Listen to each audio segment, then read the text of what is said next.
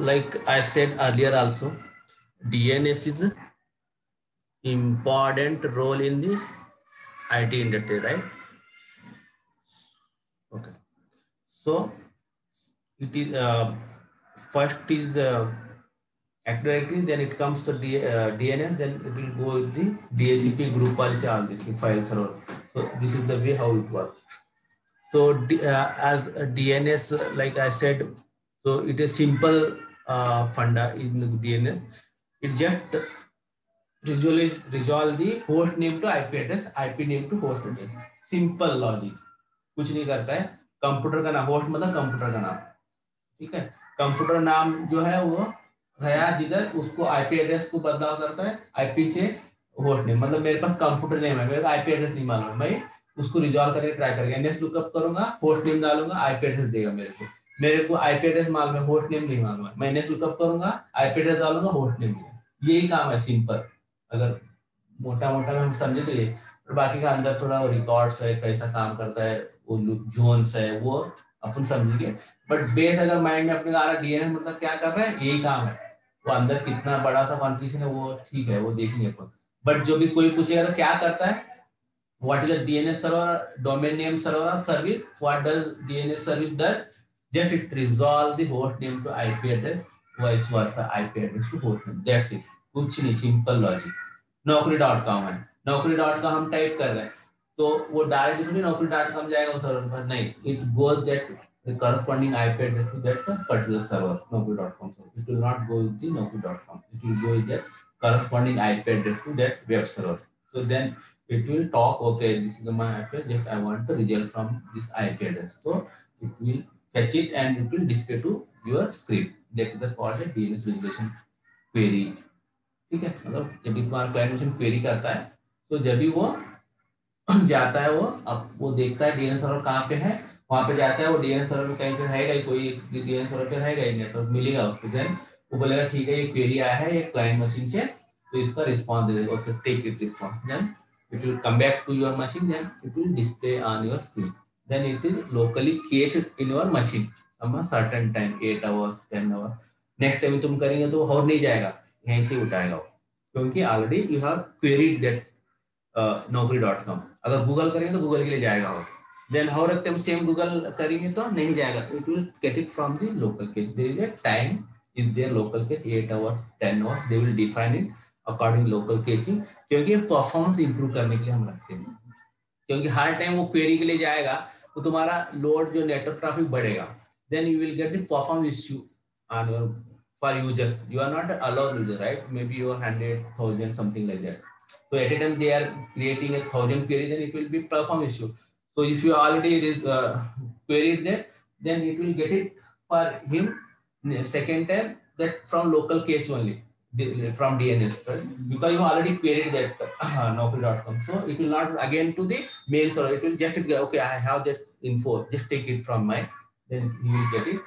The speed will be less, latency will be less, right? So traffic, what we are sending the packet to another outer side or other server, then that will be minimized. So that is called a local cache, DNS cache, right? Cache, cache, मतलब temporary जो हम बोलते हैं store रहता है थोड़ा time के लिए, थोड़ा वक्त के लिए, उसको हम केज बोलते हैं. ठीक है, क्लियर, कुछ डाउट नहीं? ठीक है, वो बाकी का अपन कॉन्फ़िगरेशन वगैरह कैसा ये है, तो अपने को सेम सिंपल जैसा अपने एक्टिविटी का रोल को कैसा ऐड किए वही फॉर्मूला है. रोल ऐड करने के लिए कौन सा भी रोल ऐड करो सर्वर पे, वही सेम स्टैंडर्ड फॉर्मूला है. वहां पे जो भी रोल चाहिए अपने चेक मार्क करना है, वो अपने को बाकी का ऑटोमेटिक रिक्वेस्ट जो है उठा लेगा, फिर हमको नेक्स्ट करना है, बाकी उसमें कुछ करना नहीं. बाकी का जो कॉन्फ़िगरेशन है सबका अलग अलग. ठीक है, तो ये रोल्स के लिए बोल रहा हूँ. ठीक है, ये नेक्स्ट करता है, नेक्स्ट, और सिर्फ यहाँ पे अपने को वो सर्वर का सेलेक्ट करना है, जो भी एक है दो है, जो भी यहाँ पे डीएनएस सर्वर का चेक मार्क आएगा बाद में. उसके साथ में रोल एडमिनिस्ट्रेशन टूल्स है, remote server tools.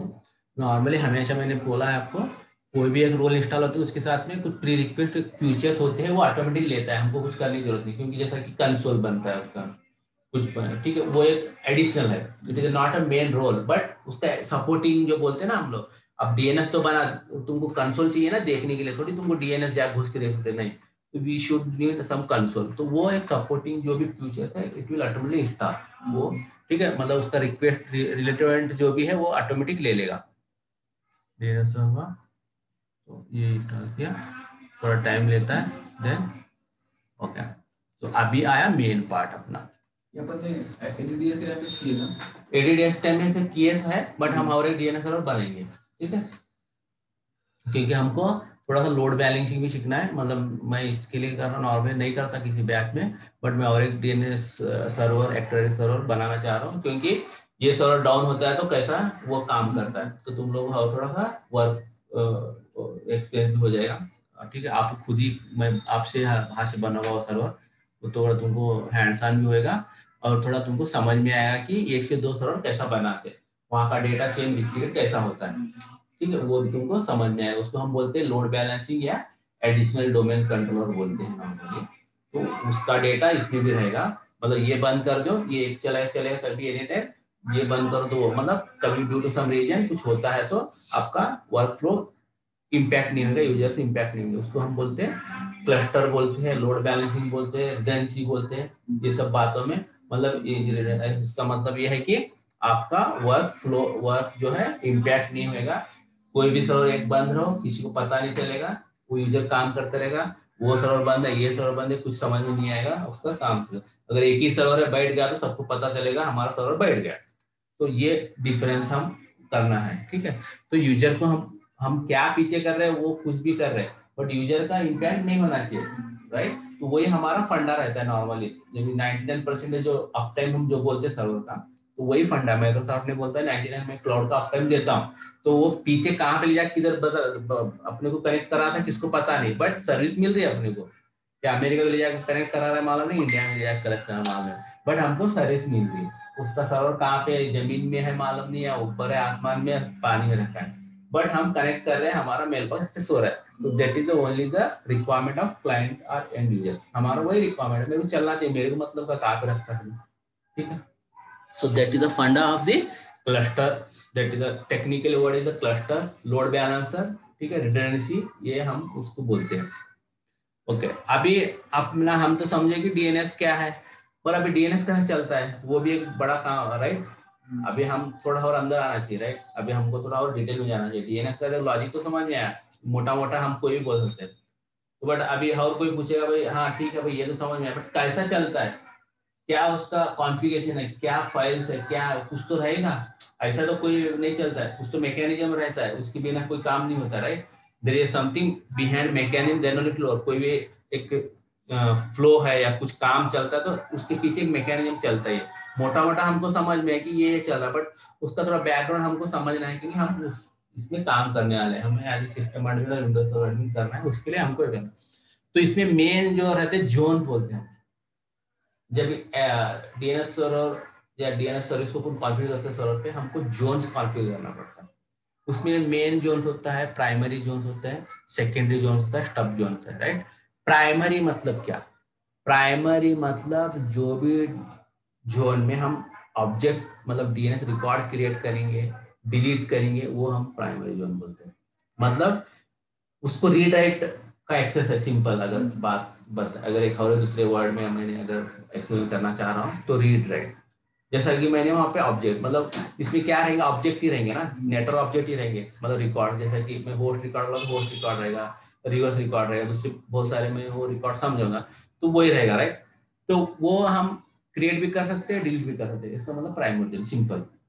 Secondary zone का मतलब क्या, फिर सेकेंडरी मतलब जोन ये मतलब है तुम्हारा सिर्फ रीड ओनली कॉपी मिलेगा, वो कहीं के लिए भाई चलो ठीक रीड ओनली कॉपी में चाहिए, क्यों चाहिए, क्योंकि अगर तुमको कहीं दूसरे जगह पे तुमको रखना है या यूजर्स का क्वेरी रिजॉल्व करना है, तो कहीं पे मेरा यहाँ पे मेन डेटा सेंटर है पुणे मुंबई में मेरा और एक डेटा सेंटर पे, तो मेरे को रिप्लिकेट करना है, मेरे को वहाँ पे ऐसा नहीं देना है एक्सेस की कोई रीड एंड राइट या डिलीट ये वो करने के लिए, सिर्फ मेरे को रीड का ही देना है, क्योंकि मेरे को उतना वहाँ पे हाई स्किल्ड सर्वर एडमिन को रखना ही नहीं, सिर्फ नॉर्मली करना है, बस देखना है सही सर्वर आप पे ऐसे लोगों को रखना है, उसके लिए मैं वहाँ पे वो रिप्लिकेट ओनली सेकेंडरी जोन का ही करता हूँ। तो मतलब डेटा मैं यहाँ पे जो भी कर रहा हूँ चेंजेस के लिए कुछ आएगा मेरे पास ही आएगा, बट डेटा रिप्लिकेट होएगा, जो भी काम जो क्वेरी आएगा रिजॉल्व करने के लिए, उसको हम बोलते हैं सेकेंडरी जोन। तो क्या बोल रहा है प्राइमरी, स्टोर से copy of the zone that can be updated directly, store से copy an existing zone this help to load balance the data. Simple, मतलब यहाँ प्राइमरी का सेकेंडरी में मेरे को फ्लो हो रहा है, रिप्लिकेट हो रहा है सिर्फ लोड बैलेंसिंग के लिए, मतलब मेरा यूजर का क्वेरी रिजॉल्व करने के लिए, मतलब वहाँ पे कोई क्वेरी आएगा ये रिजोल्यूशन दे दे बोले तो वो रिजॉल्व करेगा, बट वहाँ पे मैं जाके कुछ रिकॉर्ड बनने जाऊंगा नहीं बनेगा। यही काम है, इतना सिंपल, मतलब प्राइमरी और सेकेंडरी में इतना ही डिफरेंस है। अभी रहा थर्ड एक स्टब जोन है। ये बहुत रेयरली यूज होता है, बट बहुत इंपॉर्टेंट है, टेक्निकल इंटरव्यू में पूछते हैं लोग, खास करके बहुत लोगों को मालूम नहीं था स्टब जोन मतलब। नॉर्मली सब लोग दो ही जोन पे ध्यान देते हैं, फॉरवर्ड लोग ये प्राइमरी एंड सेकेंडरी, ठीक है, बट इसमें कोई स्टब जोन किसी को पता नहीं रहता है, ये एक अलग सिनेरियो में आता है, मैं वो सिनेरियो समझाता हूँ आपको, और खास करके इम्पोर्टेंट भी है वो सिनेरियो में। कैसा रहता है, अभी जैसा कि मैंने बोला हमारा विप्रो.com है, अभी एक ही हमारा लॉजिकल डोमेन है, मेरे छोड़ दो वो विप्रो, हमारा digital.in है, हमारा एक डोमेन है, राइट। तो उसमें मैं एक चाइल्ड डोमेन बन रहा हूँ, child.digital.in बना रहा हूँ, तो एक डोमेन बनेगा, राइट।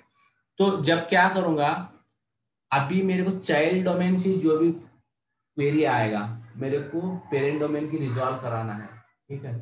तो ये चाइल्ड डोमेन तो रिजॉल्व नहीं करेगा ना, क्योंकि उसका top level domain digital dot वहाँ है उसका डीएनएस सर्वर, ये मेरे पास child dot digital dot in वाला ही मेरा डीएनएस सर्वर बनेगा, राइट। तो इसके पास इसकी क्वेरी रिजॉल्व कर पाएगा, उसकी क्वेरी कैसा करेगा, नहीं करेगा, तो उसके लिए कौन हेल्प करेगा, कोई तो हेल्प करना चाहिए ना, कोई तो मीडिया या कुछ तो कम्युनिकेट मतलब मीडिएशन चाहिए ना। इसके मेरे पास अभी नहीं है इंफॉर्मेशन, तो किसी और के पास है, तो उसके और मेरे बीच में कुछ तो चाहिए कि नहीं, आपके पास इन्फो है तो क्या करूंगा, फोन करूंगा या व्हाट्सएप करूँ, क्या करूँ, कुछ तो चाहिए, राइट। तो वो फ्लो या वो इन्फो लेने के लिए ये 3 रिकॉर्ड्स है ना, ये हेल्प करते हैं।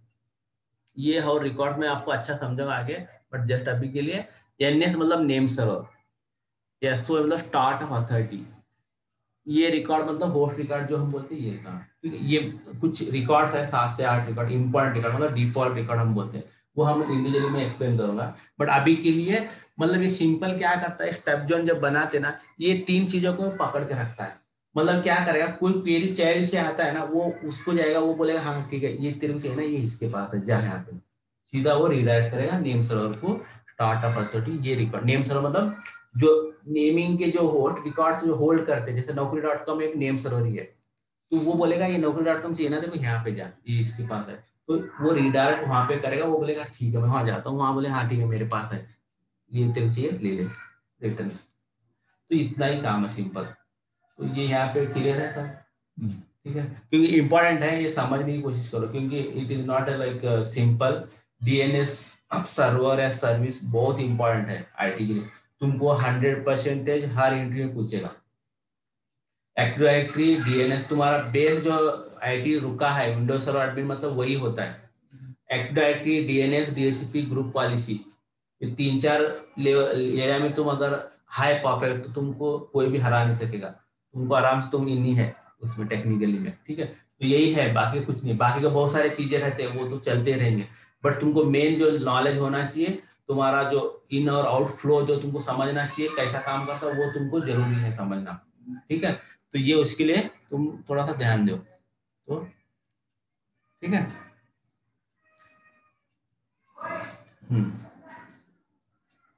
अभी हमने थोड़ा बहुत तो समझ ही लिया कि डीएनएस कैसा काम करता है, और थोड़ा वर्ड्स में मैंने अंडरस्टैंड करने की कोशिश कराया हूँ। DNS is a global system for translating IP address to human readable domain name. When a user try to access web address like example.com, their web browser or application performs a DNS query against a DNS server supplying the host name. The DNS server takes the host name and resolves it to the numeric IP address which the web browser can connect to. Simple word में मैंने definition किया जो अभी तक बताया था।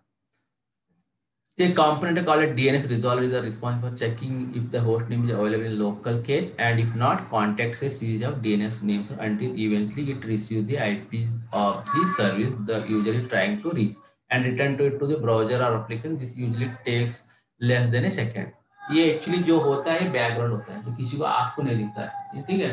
User को भी नहीं दिखता है, तो सिर्फ एडमिन को समझने के लिए अपने प्रोसेस है बैकएंड का। एक अपन इमेजिन कर सकते हैं ऐसा चल रहा है, ठीक है, अपने को कुछ आंख से दिखता नहीं, बट ऐसा ही चलता है एक्चुअली में, ठीक है। ओके, तो मैं जैसा बोला था कि पहले वो तुम कुछ क्वेरी करे तो वो ट्राई करेगा लोकल केस में है कि, अगर नहीं है तो वो सीरीज ऑफ क्वेरी करेगा सामने वाले को कि ये है क्या, ये है, क्योंकि एक ही सर्वर के पास नहीं रहता है। अभी तुम्हारा एक्सटर्नल है, अभी जैसा कि मैं तू naukri.com क्वेरी करूंगा, मेरे लोकल डीएनएस सर्वर पास जाएगा पहला, ठीक है, वो बोलेगा अरे ये तो एक्सटर्नल है मेरे पास नहीं है, तुम एक काम करो वहां पे जाओ, वो रेफरल देगा, बोलेगा उसके पास जाओ। गूगल के पास अगर सॉरी नौकरी बोला, नौकरी नौकरी के पास भी थोड़ी एक ही डीएनएस सर्वर, बहुत सारे डीएनएस सर्वर होंगे उसके पास, वो बोलेगा उसका पहले तो मेन सर्वर पे पास जाएगा naukri.com जो टॉप लेवल बोलते हैं हम लोग, बोले अरे यार यहाँ तो मेरे पास नहीं, बट एक काम कर सकता हूँ मैं, ये इन्फो कहाँ है वो बता सकता हूँ तेरे को, तो ठीक है बोले वो दे दे, बोले तो इसके पास जा तू, बोले अच्छा हाँ ये मेरे पास है, ये मैं दे दूंगा। तो इस तरह का एक सीरीज ऑफ क्वेरी होएगा, एक बैकएंड का प्रोसेस है, बट हमको समझने के लिए, अंडरस्टैंड के लिए, मतलब एक ही सर्वर पे जाके उसको नहीं मिलेगा जा आ जा, ठीक है, तो सीरीज ऑफ क्वेरी करेगा टिल गेट इट, वो रिजल्ट जो चाहिए वो मिलने तक वो करते रहेगा, या उसको रिजल्ट मिलेगा बोलेगा नॉट फाउंड आएगा, naukri.com है ही नहीं, ऐसा तो हो ही नहीं सकता, राइट। तो दो ही ऑप्शन है इसके में, एक रिजल्ट मिल सकता है या उसको बोलेगा नहीं इसका मेरे पास ऑब्जेक्टिव नहीं है, दो ही चीज हो सकता है। तो अंटिल जब तक उसको रिजल्ट मिलता है वो करते रहेगा query, it is called query process. वो क्वेरी में हम लोग है वो अपन बात करेंगे, उसको हम लोग बोलते हैं डीएनएस क्वेरी नॉर्मली। जो क्लाइंट क्वेरी करता है वो एक टेक्निकल वर्ड है डीएनएस क्वेरी। जैसा मैंने कुछ टाइप करूंगा तो मैं एक क्वेरी भेज रहा हूँ डीएनएस सर्वर को क्लाइंट मशीन से कि मेरे को इसका चाहिए, ये naukri.com का आईपी एड्रेस चाहिए, google.com का मेरे को आईपी एड्रेस चाहिए, तो हम बोलते हैं टेक्निकली बोलते हैं डीएनएस क्वेरी, ठीक है। तो ये क्वेरी तक का तो समझ में आ रहा है, ठीक है। अभी टाइप्स ऑफ डीएनएस रिकॉर्ड, मैं बोला था कि बहुत सारे डीएनएस रिकॉर्ड्स है, क्योंकि अभी हम बात कर रहे हैं सब डीएनएस सर्विस है, ये वो बड़ा चीज है सर्विस, उसके अंदर और बहुत सारी चीजें है। अभी जैसे आपने बात की क्वेरी क्या होता है, डीएनएस क्वेरी क्या होता है, वो कैसा रिजॉल्व करता है, ठीक है, वो मालूम है। और रिजॉल्व करता है क्या अपने को मालूम करना है, ये तो समझ में है रिजॉल्व करता है, बट हमको क्या चीजें रिजॉल्व करता है कुछ अभी उसको एक डिफाइन करना पड़ेगा ना, ये 1 2 3 4, उसके लिए उसने क्या किया टाइप्स ऑफ डीएनएस रिकॉर्ड, मतलब उसने रिजॉल्व करता डीएनएस रिकॉर्ड्स को ही करता, राइट। एक कहीं तो डिफाइन रहेगा रिकॉर्ड, एंट्री रहेगी उसी को रिजॉल्व करता और कुछ और रिजॉल्व नहीं करता।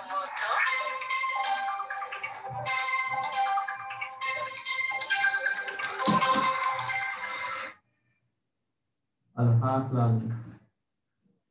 मैं क्लास में करता हूँ आगे,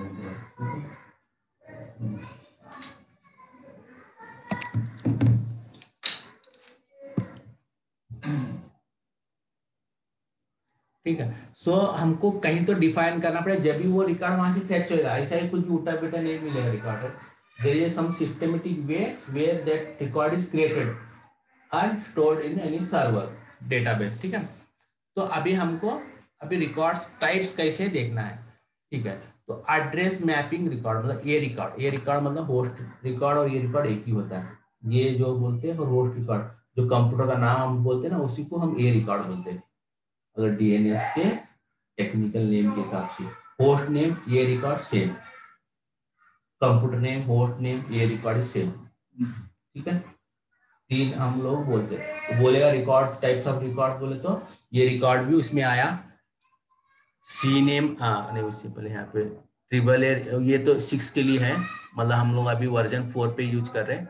ये रिकॉर्ड सी नेम कैनिकल नेम, मतलब कैनिकल नेम मतलब अपन बोलते हैं ना एलियास, मतलब अभी किसका नाम तो हाँ जो किसका नाम है रिहान है उसको मुन्ना पप्पा पप्पू रिको ऐसा, मतलब एलियास जो बोलते हैं। बट तुम पप्पू बोले तो वही है, रिहान या बोले तो वही है, तो उसका उसका टाइप का मतलब जो एक रिकॉर्ड है उसके 2 नेम्स है, तुम उसको एक्सेस करें तो वहीं पे जाएंगे, इसको एक्सेस करें तो वहीं पे जाएंगे, उसको बोलते हैं हम लोग सी नेम बोलते हैं।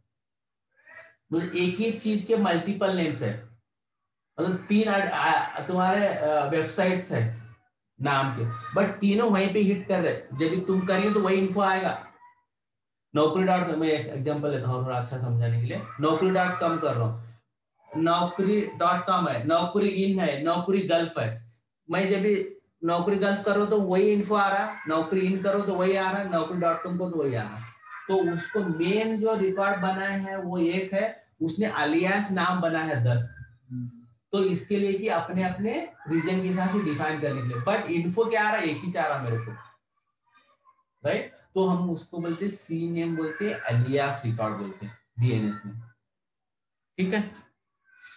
और उसको अच्छा सा थोड़ा सा और भी बात करना, कैनिकुलर नेम रिकॉर्ड, और थोड़ा याद अगर रह सकता तो, नहीं तो सी नेम रिकॉर्ड भी, नहीं तो एलियास भी चल जाएगा, ALIS एलियास, ठीक है। Can use to alias a host name to another host name when a DNS client request a record that contain as a CNAME which points to another host name. The DNS resolution process repeated with the new host name, ठीक है। तो ये record है, हम ये records वगैरह सब practically भी हम करेंगे, अभी थेराटिकली आप थोड़ा समझ लो। वो कंटिन्यूशन है रिकॉर्ड्स का, टाइप्स ऑफ डीएनएस। तो उसमें एक आया mail exchange record, MS record, specified in SMTP email server for the domain used to route outgoing email to an email server, ठीक है। तो ये MS रिकॉर्ड जो बहुत इंपॉर्टेंट रिकॉर्ड है।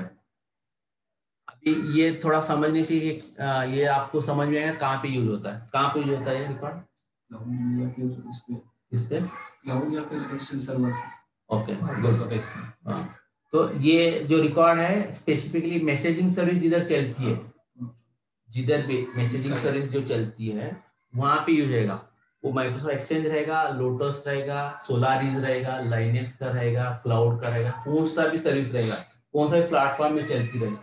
मैसेजिंग सर्विस जो जहां पे चलेगी तुम्हारा एक MS रिकॉर्ड रहेगा। विदाउट MS रिकॉर्ड आपको मेल्स आएंगे ही नहीं है, राइट। अगर तुम्हारा कंपनी एक कंपनी है, so if that company doesn't have MS record, then that company does not receive any mail to his users mailbox. Simple logic. उसके लिए MS record होना जरूरी है। It is a compulsory that MS record should be there and published on the public network. तो वो मैं बताऊंगा कैसा चेक करते हैं हम लोग ये सभी रिकॉर्ड, जब हम चेक करेंगे तो how to check and how to verify कि रिकॉर्ड है। अभी कभी कुछ पता चलता है कि रिकॉर्ड है नहीं है, आगे चल के तुम्हारा ट्रबल शूटिंग है या कुछ है, कुछ इश्यूज आते तो you should know how to check the सभी रिकॉर्ड कैसे तो वेरीफाई करना है, ठीक है, एज एडमिन। तो क्या हो जाता है, ये MS रिकॉर्ड तुम्हारा पब्लिश होता है पब्लिक नेटवर्क पे, पब्लिक डोमेन पे। तुम कहाँ भी पब्लिक नेटवर्क पे वेरीफाई करेंगे तो वो एक्सेसिबल रहेगा अगर जब भी तुम्हारा मेल आएगा, क्योंकि जब कोई मेल भेजता है, ठीक है, जैसा कि मैंने गूगल से भेजा, आपके टेक्स्ट.com कंपनी है, राइट। तो मैंने टेक्स्ट.com वो अभी गूगल क्या करता है, टेक्स्ट.com को ढूंढता है, राइट। तुम्हारा वो ईमेल तुम्हारा आफ्ताब को नहीं ढूंढता है, टेक्स्ट.com को ढूंढता है, करेक्ट ना। फ्लो ऐसा ही होएगा ना, क्योंकि उसको थोड़ी मालूम है आफ्ताब कौन है, उसको नहीं मालूम आफ्ताब, उसको सिर्फ मालूम है टेक्स्ट.com डोमेन, क्योंकि वो पब्लिकली डिफाइन और पब्लिक इन्वायरमेंट में उसको पब्लिश करा हुआ है सर्विस प्रोवाइडर पर। बोलेगा टेक्स्ट.com मिला, हाँ ठीक है, टेक्स्ट.com IP एड्रेस क्या है, ये है। तो वो क्या करेगा, भाई तेरा ये डोमेन का मिला है, तू ले ले। तो वो क्या करेगा, तुम्हारा टेक्स्ट.com पे तक वहां पे आके तुम्हारा वहां पे गेटवे रहेगा, हम उसको बोलते हैं मेल गेटवे, ठीक है।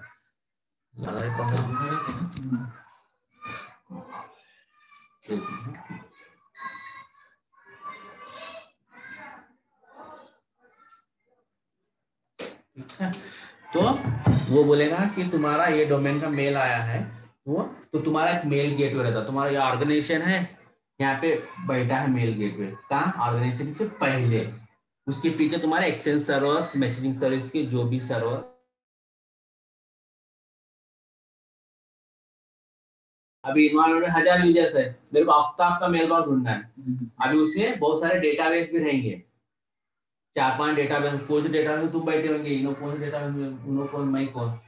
तो वो क्या करेगा, वो थोड़ा सा मैं ये और थोड़ा सा मुझे ऑफिस 365 कवर करूंगा ना, ये मैसेजिंग का थोड़ा सा लूंगा, बट यहाँ पे थोड़ा ही मैं कवर करूंगा, थोड़ा अंडरस्टैंडिंग के लिए, ज्यादा मैं डेप्थ उसमें बताऊंगा आप लोगों को। तो वो हब ट्रांसफर सर्वर का एक रोल होता है मैसेजिंग सर्विस में। वो क्या करेगा, आइडेंटिफाई करेगा कौन से डेटाबेस पे आपका बैठा है, तो वो क्या बोलेगा, हाँ ये डेटाबेस। तो मेल बॉक्स सर्वर को बोलेगा ठीक है ये मेरा मेल ये बंदे का है, ये मेल बॉक्स है, उसको डिलीवर कर दो। तो वो क्या करेगा, फाइनली डिलीवर करेगा। जब तुमको आफ्ताब जब तुम आउटलुक ओपन करेंगे तुमको मेल वहां पे दिखेगा, ये गूगल से जीमेल से आया है इसका। जब तुम देख पाएंगे then you click it, then you will connect to your mailbox, then you will access that mail content body unit. ये फ्लो ऐसा होता है। इसका एमएस रिकॉर्ड का काम ये है। तो यहाँ पे थोड़ा सा इसको ऐसा करूंगे, मतलब चेंज करूंगे व्यू थोड़ा देखने के लिए, रह देना, ठीक है। तो एमएस रिकॉर्ड हुआ। उसके बाद नेम सर्वर रिकॉर्ड, मतलब मैंने बोला नेम सर्वर मतलब वो सभी रिकॉर्ड्स वहाँ पे डेटा जो है वो सब डीएनएस सर्वर का रखता है, उसको हम बोलते हैं नेम सर्वर।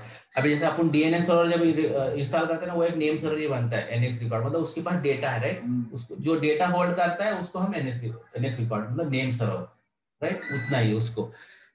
और पीटीआर रिकॉर्ड, पीटीआर रिकॉर्ड मतलब जैसे आपने होस्ट नेम बोले ये रिकॉर्ड, उसका अपोजिट पीटीआर रिकॉर्ड, मतलब ये रिकॉर्ड क्या करता है, होस्ट नेम टू आईपी करता है, पीटीआर क्या करता है, आईपी टू होस्ट करता है।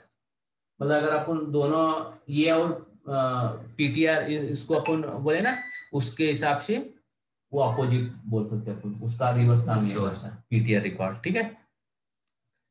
allow a DNS server to provide IP address and receive host name, reverse lookup certificate create, वो ये CRT एक सर्टिफिकेट रिकॉर्ड है, मतलब हम जो सर्टिफिकेट वगैरह बनाते हैं ना जो भी, उसका एक रिकॉर्ड बनता है वो, ठीक है।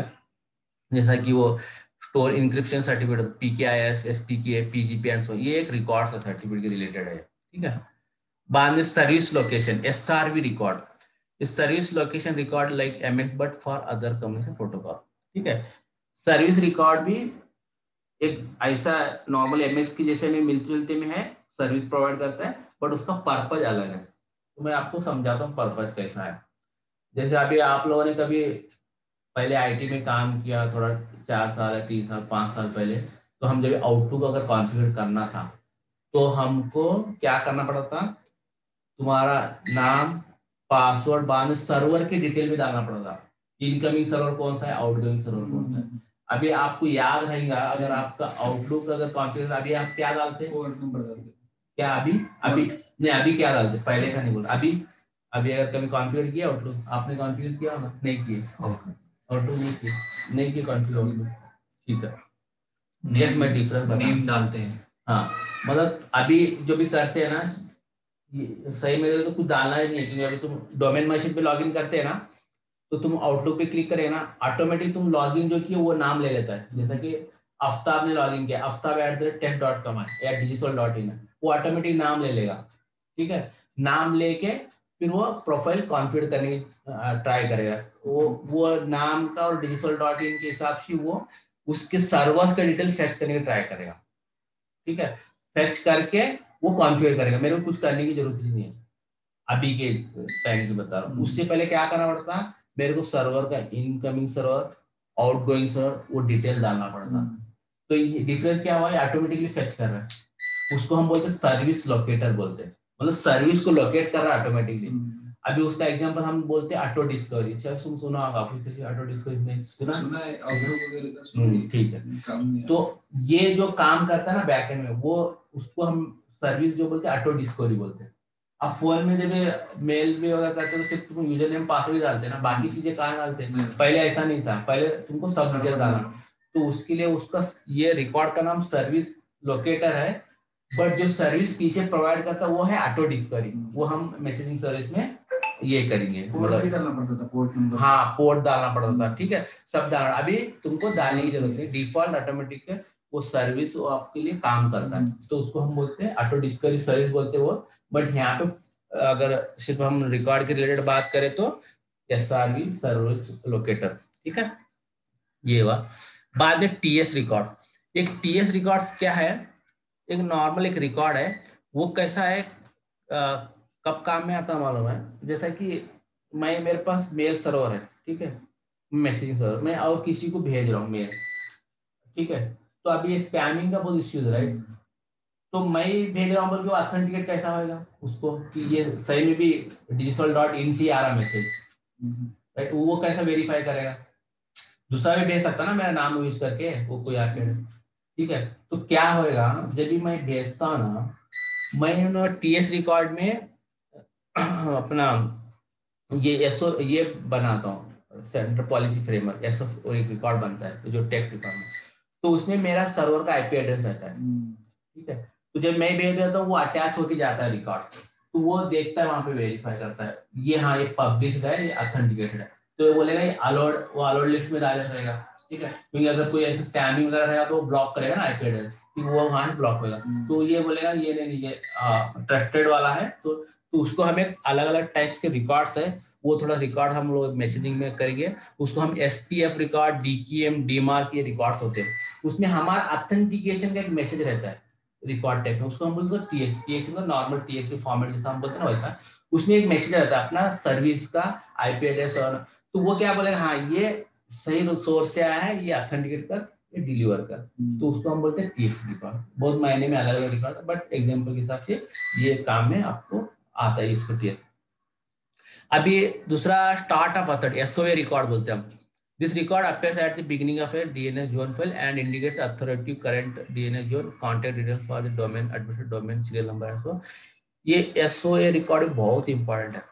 इसका काम क्या है मालूम है? स्टार्ट ऑफ अथॉरिटी, ये भी पूछेगा। ठीक है। स्टार्ट ऑफ अथॉरिटी रिकॉर्ड, इसका काम सिंपल है, ये आइडेंटिफाई करेगा कौन सा प्राइमरी सर्वर है, रीड राइट जो करने वाला उसका नेम सर्वर, उसको हम वो आइडेंटिफाई कर रहे हैं, ये नाम इसके पास डिटेल्स रहेगा, उसका अपडेट डेट टाइम वगैरह सब कुछ, वो हम जब भी सर्वर पे लॉगिन करेंगे तो इसका डिटेल हम देंगे, उसको हम बोलते हैं एसओए रिकॉर्ड।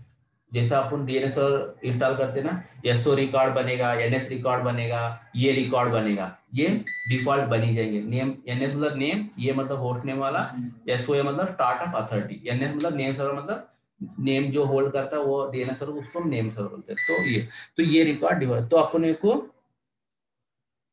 ये ठीक है। तो ये हम देखा, तो अभी क्या हमने कवर किया, डीएनएस सर्वर क्या है, कैसा रिजॉल्व करते हैं, जोन्स क्या है, रिकॉर्ड्स क्या है, राइट। तो ये हमने समझ लिया। अभी हम ये प्रैक्टिकली हम करेंगे। ठीक है। कल अपन कंटिन्यूएशन करेंगे। लाइट के एक्चुअली थोड़ा सा 5-10 मिनट कर सकते थे, बट हाँ रिवर्स लुकअप जन फॉरवर्ड लुकअप वो हम वो उसका एक है क्लास, और वहाँ पे भी प्रैक्टिकल में भी करेंगे। वो अलग कॉन्सेप्ट है क्या? रिवर्स लुकअप जो नहीं सेम उसी का है। तो इसमें ये रिकॉर्ड्स है या क्वेरी का प्रोसेस है, ये यहाँ पे तुमको जोन्स है, ये अपन बनाते, ये अपन थोड़ा कल देख लेके फिर प्रैक्टिकल कर लेंगे। ठीक है। इसके अंदर कंटिन्यूशन है थोड़ा और, जो डीएनएस क्वेरी का प्रोसेस अभी रिकॉर्ड तक आ गए। डीएनएस रिजॉल्वर, डीएनएस रूट, वो अथॉरिटी नेम सर एसओए जो बोल रहा था वो, डीएनएस रिजॉल्व मतलब जो रिजॉल्व करता क्वेरी, उसको हम रिजॉल्वर बोलते हैं। रूट मतलब जो ऊपर जो बैठा टॉप लेवल डोमेन पे, डॉट कॉम जो है, फिर डॉट, अभी जैसे नौकरी.com में जब ये करूंगा तो वो .com के वो ये भेजेगा कि मेरा लोकल वाला नौकरी.com पर नौकरी जब गया तो वो .com का जो टॉप लेवल जो है ना वो सर्वर को भेजेगा। वो सर्वर को नौकरी का नहीं पता रहेगा, बट वो बोलेगा मेरे पास वो रिकॉर्ड नहीं है, बट मेरे को मालूम है ये कौन रिजॉल्व करके तेरे को दे सकता है। वो बोलेगा ये सर्वर है इसके पास जा, तो वो बोलेगा ठीक है, तो फिर वहां जाएगा तो वो नौकरी.com का रिकॉर्ड मिलेगा, तो वो फिर वहां से रिजल्ट आएगा। तो ऐसा ही है डीएनएस रिजॉल्व मतलब जो रिजॉल्व करता है उसको डीएनएस रिजॉल्वर बोलते हैं। डीएनएस रूट सर्वर मतलब जो टॉप पे जो बैठते हैं ना .com, .in, .org, ऐसे सब, उसको हम बोलते हैं टॉप लेवल या रूट सर्वर बोलते हैं। उसके बाद अथॉरिटी नेम सर्वर मतलब जो नेम को रिजोल्यूशन करता है, जिसके पास रिकॉर्ड्स अवेलेबल है, हम उसको बोलते हैं अथॉरिटी। मतलब मैं अथोराइज्ड हूँ देने के लिए, ये रिजल्ट देखिए सही है, मतलब मैं एक ऑथेंटिकेटेड हूँ, मतलब ये होस्ट नेम का ये आईपी एड्रेस है मैं दे रहा हूँ, तो मतलब अथोराइज्ड है, मेरे पास अथोराइजेशन है। इसका मतलब अथोराइजेशन कब होगा, मेरे पास सही इंफॉर्मेशन रहेगा। सही मतलब मेरे पास,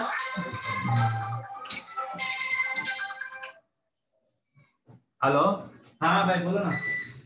हाँ हाँ हाँ बोलो बोलो, आवाज आ रही, बोलो। हाँ गए साल का बना तो अभी 1 साल का नहीं बना, क्या हुआ? नहीं अगले साल का मतलब अभी फरवरी में खत्म हो जाता है। लाख बोले तो क्या लाख अभी 10 साल का बनाना ना, अभी तक अभी नया नहीं बनाना, खतरा में खत्म करा देगा। हाँ मेरे पास है, क्या हुआ एक खरीद लीजिए तुमको। अच्छा अच्छा कई का खाता है तुम्हारी साइन हुई क्या नहीं मालूम, तो देखता हूँ ठीक है किया है क्या।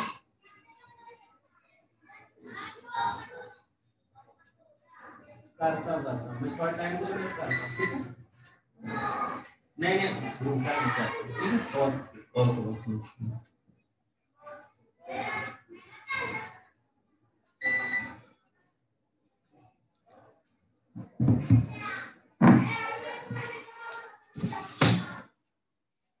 तो अच्छा तो वो ये है, तो इसका लॉजिक ये है। तो अपन कल क्या करेंगे, थोड़ा सा प्रैक्टिकल भी करेंगे और थोड़ा 2-3 चीजें बातचीत कैसा है। तो उसके बाद हम डीएनएस होने के बाद जब डीएससी की सर्वर है ना, उसके बाद हम नया सर्वर बनेंगे, उसमें क्या करेंगे एक्टिव भी इंस्टॉल करेंगे, डीएनएस भी इंस्टॉल करेंगे, डीएससी भी इंस्टॉल करेंगे। तो हम थोड़ा तुम लोगों को ही करने दूंगा, तो क्या हो जाएगा तुमको थोड़ा हैंड्स ऑन आएगा, फिर समझ में आएगा। और हम लोग एक्टिविटी का भी कंटेंट और डीएनएस का भी कंटेंट उसको रिप्लिकेट करेंगे। मतलब यहाँ पे जो भी क्रिएट होता है बनता है वो पे रिप्लिकेट होना चाहिए। तो लोड बैलेंसिंग जैसा, क्लस्टरिंग जैसा, ठीक है। तो मेरे ख्याल से हम लोग अगला वीक तक ये खत्म हो जाएगा, मतलब 25 मेरे ख्याल से अगला वीक 23 तारीख सैटरडे को सैटरडे तक खत्म होएगा, क्योंकि डीएनएस के बाद ज्यादा नहीं, वो साइट्स एंड सर्विसेज है, ट्रस्ट है, और एक एफएसएम और रोल्स बोल के आते हैं जो एक्टिविटी सर्विसेज के लिए काम जो करते हैं, मेन जो काम है वो है। और थोड़ा बैकअप और रिस्टोर का है, मतलब कैसा बैकअप करना और रिस्टोर कैसा करना, टाइप्स ऑफ। तो वो है, उसके बाद हम मैसेजिंग का स्टार्ट कर सकते हैं। तो वो 25 से हम लोग प्लान कर सकते हैं, 25 से मंडे से, ये सैटरडे अगर खत्म हुआ तो स्टार्टिंग वो हफ्ते भर में हो जाएगा ऑफिस 365। नहीं हफ्ते भर में नहीं होगा, 2 हफ्ता 3 हफ्ते कम से कम कंटिन्यू करेगा, 2-3 पकड़ के चलो, 3 हफ्ता तो पकड़ के चलो। तो अभी ये अभी वो मेरे को माइक्रोसॉफ्ट ऑफिस 365 का सब्सक्रिप्शन भी लेना है, तो थोड़ा फ्री का देख लो, तो फिर वो मैं सब लाइसेंस खरीद के फिर 25 से कर सकता है, वो एक्सपायर हुआ है। ये तो अपना ऑन प्रेमिसेस था, इसका तो चला, बट वो हमको पैसा देना पड़ता है उसको, क्योंकि क्लाउड में है सर्विस, हमारे पास नहीं है, मेरे पास सर्विस नहीं है, मैं क्लाउड से खरीद के तुमको बताना है, ये करना है। तो ये था हमारा इन्वायरमेंट है, दो इन्वायरमेंट में लगा आपको, एक ऑन प्रेमिसेस होता है, क्लाउड होता है, वो क्लाउड में है, क्लाउड में फ्री नहीं देता है वो, जब तक हम इसको सब्सक्राइब करके पैसा नहीं देते वो नहीं। तो ये जो हमारा पास का था हम कर दिए, तो ये देखो हफ्ते भर के अंदर भी, अगला हफ्ते एंड तक भी अगर कुछ करते तो वही सब्सक्राइब करा के देन हम लोग 25 से हम लोग पॉसिबल है हमको स्टार्ट करने का, नहीं तो फिर वो हिसाब से डिले हो जाएगा और कुछ नहीं।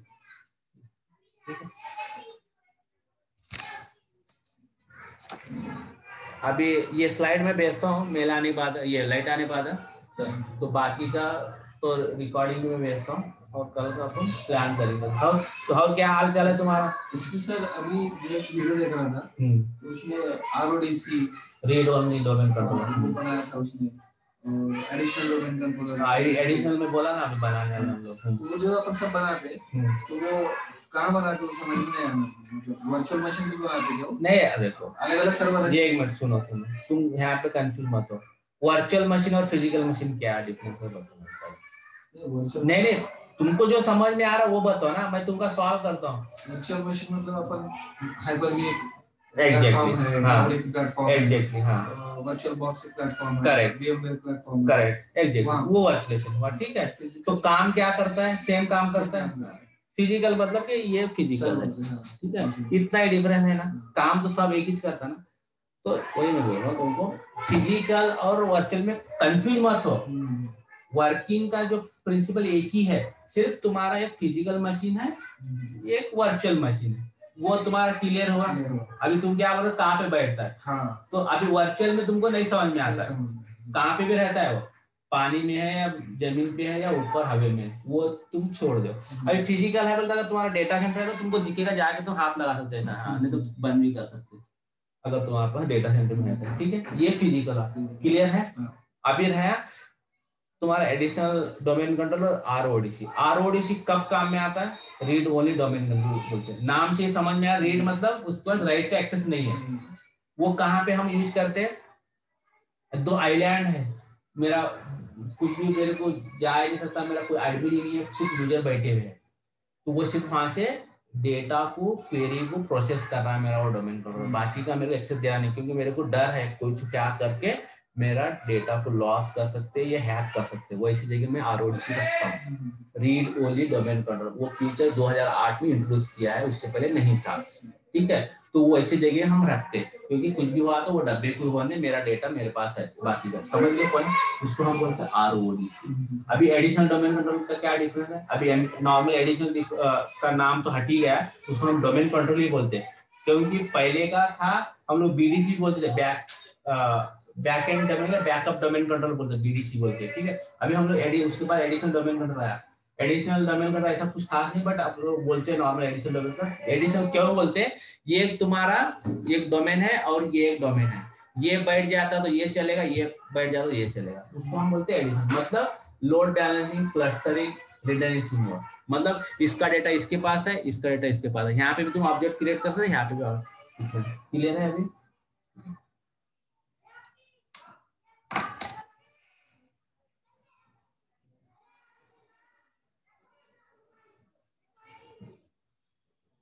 वो क्या वो दुरानी का नको तो नहीं। हाँ जान, तो मेरे को भी थोड़ा ये लग रहा है, उतना पैसे ज्यादा ले रहा है, पैसे अपन वेस्टेज है। उससे अच्छा मेरे को वो कुनारपुर में 14 में मिल रहा है, तो फिर वो अच्छा वो बेस्ट है। आज देखने जा हम देखेंगे। आएगा इमरान भाई? इमरान भाई आए ना, आज बोला मिलेंगे बोल के, कल रात में तो बोला मैंने मिले तो देखिए इंशाल्लाह आपकी बात बताता हूँ, कुछ तो करेंगे। करेंगे, मांगता तो अपन का क्या बोलते हैं उसको, एग्रीमेंट करने। हाँ वो करेंगे। हाँ तुम्हारे पास है ना, तुम्हारे भाई है ना, तो अपन देखेंगे, प्लान करेंगे, देखेंगे। उसका है क्या पार्किंग वार्किंग है? उनका सबका पार्किंग है। और कितना है मेंटेनेंस? मेंटेनेंस कुछ नहीं, सब 14 में से। तो अच्छा है, अच्छा है ना। अभी कौन दे रहे भाड़े? अभी इसमें लॉकडाउन में बहुत लोग तो कुछ नहीं दे रहे। वो है 15 का, 15.5 बोल रहा था, पर 14 तक हो गया, क्योंकि अभी कोई भी आ रहे नहीं ना लोग। तो और कोनापुर में तो बहुत स्पेशियस है, अच्छा है, और टेंशन नहीं है। और ये कैसा मालूम क्या ओपन है ना, थोड़ा ओपन है, पार्किंग नहीं है, प्लस अंदर का जगह बाथरूम का थोड़ा औरतों के लिए भी सोचना पड़ेगा ना, मतलब वो लोग भी थोड़ा अच्छा सा लगे हैं। कुछ अपन पैसे दे रहे हैं तो वो लोग भी सोचेंगे ना कि अच्छा, ऐसा नहीं कि पैसे दे रहे बट अपनी सर्विस मिलती तो कोई भी थोड़ा सा अच्छे फैमिली के लिए अच्छा है। मेरे रहते 2-3 दोस्त, फ्लैट बड़े बड़े बहुत बड़े, स्पेसेस बहुत है। अगर 2 बीएचके मिले तो 800-900 का तो रहेगा आराम से। नहीं उधर 1000 स्क्वायर फीट। हाँ 1000 के, क्योंकि ये अपना इनो बोलते ना, इमरान बोलते कि अगर तुम सिर्फ तुम अंदर आके नजर किधर तक मारो तुमको खुला दिखेगा ही दिखेगा, ऐसा उतना बड़े बड़े फ्लैट्स है। उन्होंने बहुत काम भी करे इमरान भाई ने घर का, वो तो बहुत भारी का, बहुत खर्चा करे भाई, वो तो